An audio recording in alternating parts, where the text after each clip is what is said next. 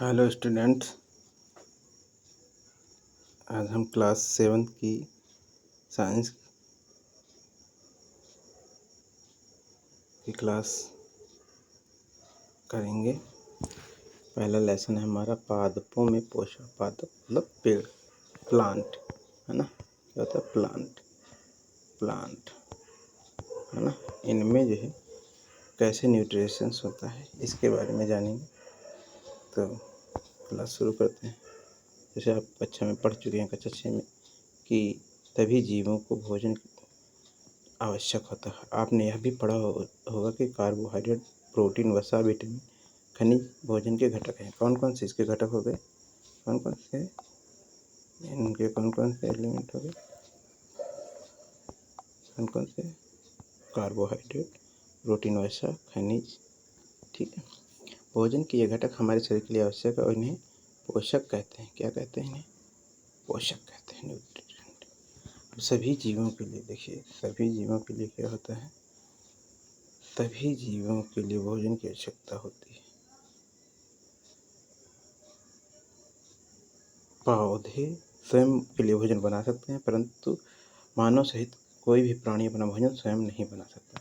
वे पादपों और अन्य पादप का आहार करने वाले जंतुओं पर निर्भर होते हैं। अतः मानव अन्य प्राणियों से प्रत्यक्ष या अप्रत्यक्ष रूप से पादपों पर निर्भर करता है। तो मानव क्या करते हैं? प्रत्यक्ष या डायरेक्ट या इनडायरेक्ट में या फिर प्लांट को अपने भोजन के रूप में लेता है, यानी कि पेड़ पौधों को खाता है, या फिर जो पेड़ पौधे जो जीव जंतु खाते हैं उनसे अपना भोजन प्राप्त करता है। जैसे कि पेड़ पौधों के रूप में समझ रहे हैं, फल खाते हैं, सब्जियां खाते हैं और बहुत सारी चीज़ें उनसे मिलती हैं पेड़ पौधों से। और जो जंतु होते हैं, जैसे जो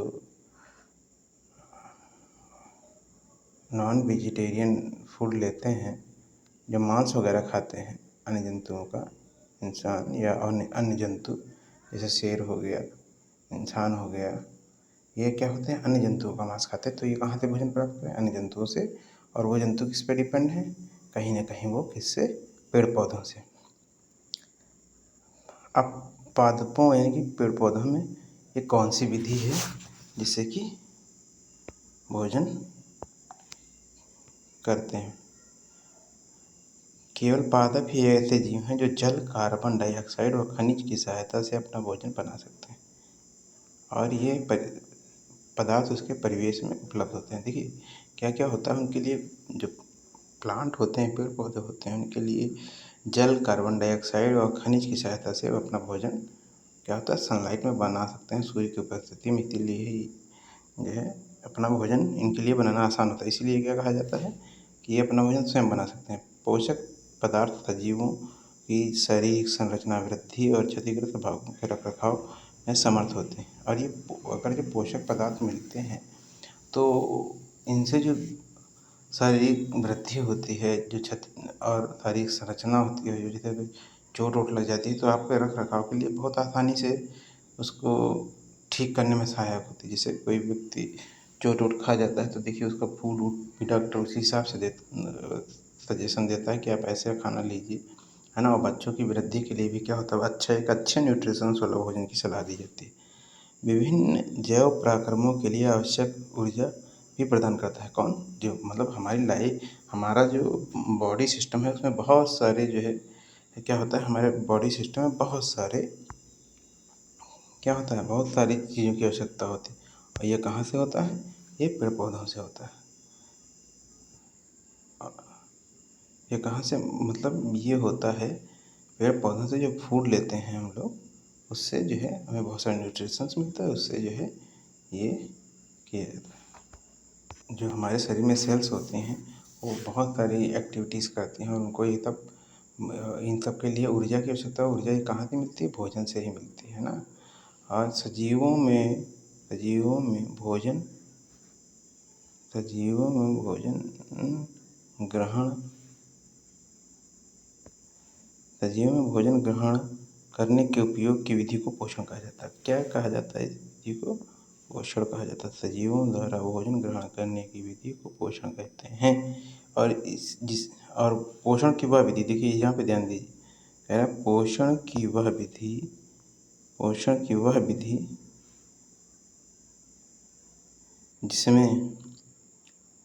जिसमें जीव अपना भोजन स्वयं संश्लेषित करता है स्वपोषण कहलाता है। इस विधि को क्या कहा जाता है? स्वपोषण कहा जाता है। ऐसे पादप को स्वपोषी कहते हैं जो अपना भोजन मतलब स्वयं बना रहे हैं, जो स्वपोषण कह रहे हैं, इसलिए उन्हें स्वपोषी कहा जाता है। जंतु एवं अधिकतर अन्य जीव पादपों द्वारा संश्लेषित भोजन ग्रहण करते हैं, उन्हें विषम पोषी कहते हैं। अब जो मतलब अपना भोजन नहीं बना रहे हैं, जो कहीं ना कहीं डायरेक्टली या इनडायरेक्टली किस पे डिपेंड है? अन्य जीवों पर या पेड़ पौधों पर डिपेंड है, इन्हें विषम पोषी कहा जाता है। क्या कहा जाता है? विषम पोषी कहा जाता है।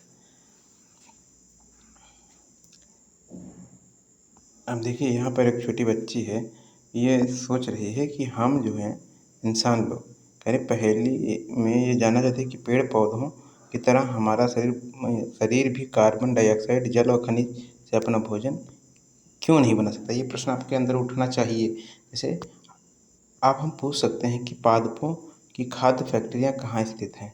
क्या भोजन पादप के सभी भागों में निर्मित होता है अथवा केवल कुछ विशेष भागों में? पादप अपने परिवेश में कच्ची सामग्री किस प्रकार प्राप्त करते हैं? खाद्य फैक्ट्रियों तक उनका स्थानांतरण किस प्रकार करते हैं? ये एक प्रश्न है। अब ये आता है प्रकाश संश्लेषण। पादपों में खाद्य संश्लेषण का प्रक्रम या प्रोसेस क्या होती है? जो भोजन बनने की प्रक्रिया कैसे होती है? पत्तियाँ पादप की खाद्य फैक्ट्रियाँ होती हैं। अब देखिए यहाँ पर एक क्वेश्चन हो गया कि पत्तियाँ क्या होती हैं? पौधे की एक फैक्ट्रियाँ होती हैं, मतलब भोजन इन्हीं से ही बनता है ना। हरी पत्ती जितने होती हैं उनमें क्लोरोफिल वगैरह पाया जाता है। तो ये बताया जा रहा है कि ये हेल्पफुल होता है और ये कहाँ से होता है? मेनली ये पत्तियों से होता है। अतः सभी कच्चे पदार्थ पत्तियों की तह तक पहुँचने चाहिए और पत्तियों पे ही जाएंगे तभी, मतलब समझिए इसको, जो है पत्ती तक जाएंगे तभी क्या होगा? भोजन बनेगा। मृदा में उपस्थित जल एवं खनिज जड़ द्वारा अवशोषित कर लिए जाते हैं। देखिए मृदा में उपस्थित क्या होता है? जल और खनिज को क्या किया जाता है? जो जड़ें होती हैं वो ऊपर खींच लेती हैं। अब देखिए यहाँ पर एक फिर पहेली आई है, ये कह रहा है बूझो जानना चाहते हो कि जड़ द्वारा अवशोषित जल और खनिज पत्तियों तक किस प्रकार पहुँचता है? ये क्या तरीका होता है? तो यहाँ पर जो अवशोषित किए जाते हैं तो तने के माध्यम से पत्तियों तक पहुँच जाते हैं। तने से कैसे पहुँचते हैं? तने के तरह पत्तियों की सतह पर उपस्थित सूक्ष्म रंध्रों द्वारा वायु में उपस्थित कार्बन डाइऑक्साइड क्या करती है? प्रवेश कर जाती है। कार्बन डाइऑक्साइड प्रवेश करी तो क्या हुआ, है ना? कार्बन डाइऑक्साइड, और इसमें छोटे छोटे क्या होते हैं? रंध्र होते हैं। यह रंध्र द्वार कोशिकाओं के द्वारा घिरे होते हैं। ऐसे छिद्रों को रंध्र कहा जाता है। ऐसे छिद्रों को रंध्र कहा जाता है। जल एवं खनिज वाहिकाओं द्वारा पत्तियों तक पहुँचाए जाते हैं। जल और खनिज जो होते हैं वाहिकाओं द्वारा, बहुत सारी वाहिकाएँ होती हैं, मतलब उनका रास्ता दिया जाता है जिसके द्वारा पत्तियों, ये सब ये खनिज और जल कहाँ तक पहुँच जाते हैं? पत्तियों तक पहुँच जाते हैं। और ये वाहिकाएँ नली के समान की होती हैं, जड़, तना, शाखाओं और पत्तियों तक फैली होती हैं। पोषकों को पत्ती तक पहुँचने के लिए ये वाहिकाएँ सतत मार्ग बनाती हैं। और इन्हीं, मतलब जैसे इंसान के शरीर में नहीं होती हैं नसें, वैसे ही इसमें भी क्या हो, जिसमें खून बहता रहता है, पूरा पहुँचता रहता है, रक्त बहता रहता है, वैसे भी इसमें भी क्या होता है ये वाहिकाएँ होती हैं जो कि खनिज को किसको खनिज को और जल को पौधे के पत्तियों तक पहुंचाती हैं। और ये वाहिकाओं सतत मार्ग बनाती हैं। पादपों में पदार्थ के परिवहन के बारे में आप किसमें पढ़ेंगे? ये चैप्टर 7 में पढ़ा जाएगा, आगे जब पढ़ेंगे तो, ठीक है।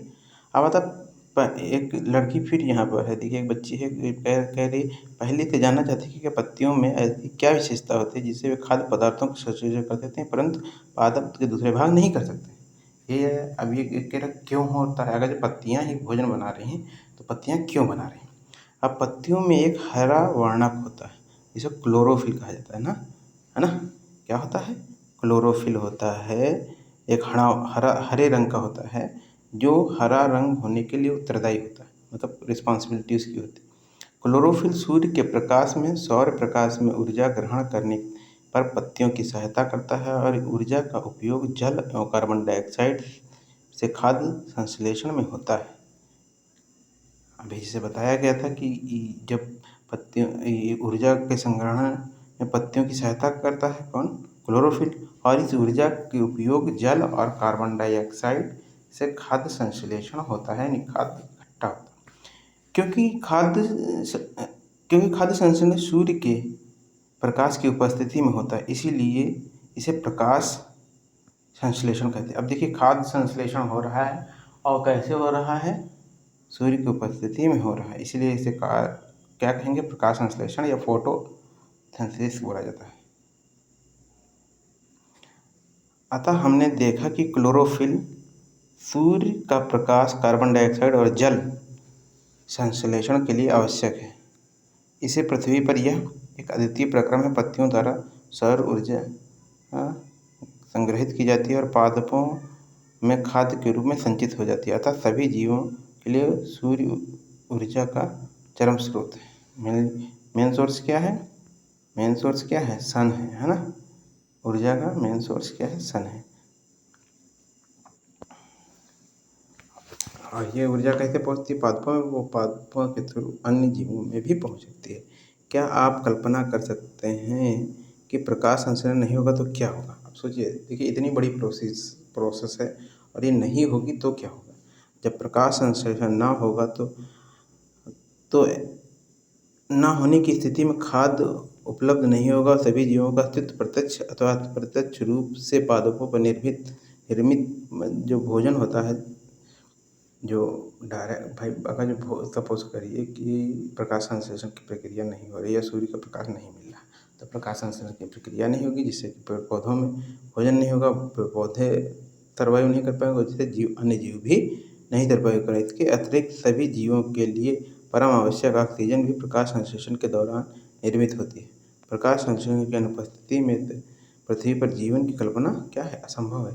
प्रकाश संश्लेषण के दौरान पत्तियों की क्लोरोफिल युक्त कोशिकाएं सूर्य के प्रकाश की उपस्थिति में कार्बन डाइऑक्साइड और जल से कार्बोहाइड्रेट का संश्लेषण करती हैं और इस प्रक्रम को समीकरण द्वारा दर्शाया जाता है। देखिए कार्बन डाइऑक्साइड है, यहाँ पे समझिए क्या क्या है, यहाँ कार्बन डाइऑक्साइड हो गई और ये जल से क्रिया करी है ना, ये क्या बना, सूर्य का प्रकाश है, कार्बोहाइड्रेट और ऑक्सीजन बना है ना।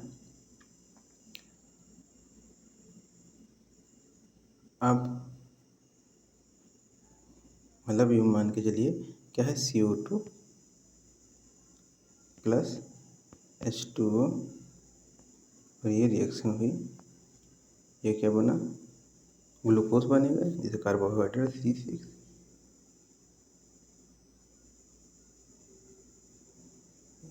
ये रिएक्शन क्या होगी, रिएक्शन बनी तो ये क्या होगा, C6H12 1 to 12 और O6 प्लस O2 है ना। और प्लस एनर्जी रिलीज होगी जो है ना, एनर्जी वगैरह रिलीज होगी जो होगी, तो ये प्रक्रिया होती है। इसे ही क्या कहा जाता है, प्रकाश संश्लेषण। हालांकि इक्वेशन बैलेंस भी होती है, ठीक है। अब इस प्रक्रम में ऑक्सीजन निर्मुक्त होती है, अतः पत्तियों में मांड के रूप में क्या हो जाती है, संचित हो जाती है। देखिए यहाँ पे समझिए कि ये कोशिकाओं के बारे में जानिए, कोशिकाएं क्या होती हैं। जैसे अभी आपको बताया कि भोजन इनके लिए जरूरी है, तो भोजन क्या होता है। आपने देखा है कि इमारतें ईंटों से बनती हैं, इस प्रकार सजीवों के सूक्ष्म इकाइयाँ होती हैं जो कोशिका होती हैं। कोशिकाओं से ही शरीर बन रहा है। देखिए कोशिकाओं को सूक्ष्मदर्शी से देखा जा सकता है। कुछ जीव वो मात्र एक कोशिका के बने होते हैं। कोशिका एक पतली बाह्य संरचना द्वारा घिरी होती है, जिसे कोशिका झिल्ली कहते हैं, और इसमें केंद्र में स्थित एक सुस्पष्ट संरचना भी होती है, जिसे केंद्रक कहते हैं। बीच बीच में होता है ना केंद्रक को चारों ओर से जाली के समान एक पदार्थ घिरा होता है, जिसे कोशिका द्रव्य कहते हैं। अब देखिए यहाँ पर दिखाया गया है कि ये क्या है आपका, यहाँ पे देखिए ये क्या है, ये क्या है आपका केंद्रक है ना। और ये जो बीच में दिख रहा है आपका, ये बीच में जो डॉटेड है ना, ये वाला पोर्शन जो भरा भरा हुआ, ये क्या कोशिका द्रव्य है। और ये जो बाहर में जो एक साइड में जो लगा हुआ है, ये साइड साइड से देखिए, साइड साइड से ये जो साइड साइड में इसके है ना मोटा मोटा सा, ये क्या है कोशिका झिल्ली है, बाहर वाला पोर्शन है ना। तो ये होती है आपकी कोशिकाएं। इन्हीं कोशिकाओं से क्या होते हैं, आपके शरीर का निर्माण होता है। ये बहुत सारी होती है ना। अब इसमें देखिए ये बताया गया क्लोरोफिल कैसे होता है पेड़ पौधों में, क्लोरोफिल के बारे में। और ये हमें बताया गया पत्ती है, ये पत्ती में ये एक पत्ती का एक पार्ट दिखाया गया है, यहाँ पे रन दिखाया गया है, इसे स्टोमेटा भी बोलते हैं इंग्लिश में। ये स्टोमेटा होते हैं, ये खुल जाते हैं, बंद हो जाते हैं। ये द्वार कोशिकाएँ हैं, ये रंध्र हैं। पत्ती की एक काट दिखाई गई है इसमें, है ना। द्वार कोशिकाएँ इसमें भी देखिए बताया गया है। द्वार कोशिकाएँ कौन सी हैं, ये वाली, यहाँ पर द्वार कोशिकाएँ बताई गई। अब देखिए यहाँ पे फिर एक प्रश्न है, बूझों ने देखा कि कुछ पादपों की पत्तियां गहरी लाल, बैंगनी और भूरे रंग की होती हैं। वह जानना चाहता है क्या इन पत्तियों में भी प्रकाश संश्लेषण होता है। अब पत्तियों के अतिरिक्त पादपों के दूसरे भाग, हरे भाग जैसे तना, हरी शाखाओं में भी प्रकाश संश्लेषण होता है। मरुस्थल ये पादपों में वाष्पोत्सर्जन द्वारा जलीय क्षय को कम करने के लिए पत्तियां सल्क अथवा शूल रूपी हो जाती हैं। जिसमें पादपों को तने हरे होते हैं, वो प्रकाश संश्लेषण का कार्य, मतलब पत्तियां ही नहीं, कभी कभी ऐसा भी ये होता है कि जो हरे तने होते हैं वो भी क्या करते हैं, प्रकाश संश्लेषण की क्रिया में भाग लेते हैं। मरुस्थलीय पादपों में क्या होता है, वाष्पोत्सर्जन जल का क्षय को कम करने के लिए क्या होता है, पत्तियां क्या बन जाती है, कांटे के रूप में होती है। जैसे नागफनी में क्या होता है, नागफनी में पत्तियां क्या हो जाती हैं, मरुस्थलीय पौधा है और इसमें पत्तियां कन्वर्ट हो जाती हैं, बदल जाती हैं, कितने कांटे में बदल जाती हैं। इन पादपों के तने हरे होते हैं और जो कि प्रकाश संश्लेषण कर सकते हैं। अब बात है जैसे पत्तियों में स्टार्च की उपस्थिति प्रकाश संश्लेषण प्रक्रम में संपन्न होने दर्शाया जाता है। स्टार्च भी एक प्रकार का क्या है, कार्बोहाइड्रेट है। जैसे यहाँ पर एक एक्टिविटी दी गई है, एक ही प्रकार के पादपों का 2 गमले लीजिए। एक को आधा अंधकार या काले बॉक्स में 72 घंटों के रखिए, दूसरे को सूर्य के प्रकाश में। दोनों पादपों की पत्तियों में आयोडीन परीक्षण कीजिए, जैसे कि आपने कक्षा 6 में किया था। आपने अवलोकन में नोट कीजिए, आयोडीन गमले में जिसमें अंधकार में रखा 2-4 दिन के लिए सूर्य के प्रकाश में रख दीजिए और पुनः इसकी पत्तियों पर आयोडीन का परीक्षण कीजिए। आपने परीक्षण में अपनी नोटबुक में लिख लीजिए। पत्तियों के अतिरिक्त अन्य वर्ण या रंग की पत्तियों में भी क्लोरोफिल होता है, परंतु इन पत्तियों में उपस्थित लाल, भूरे और अन्य वर्ण क्लोरोफिल के हल्के रंग का प्रच्छादन कर देते हैं अर्थात ढक लेते हैं।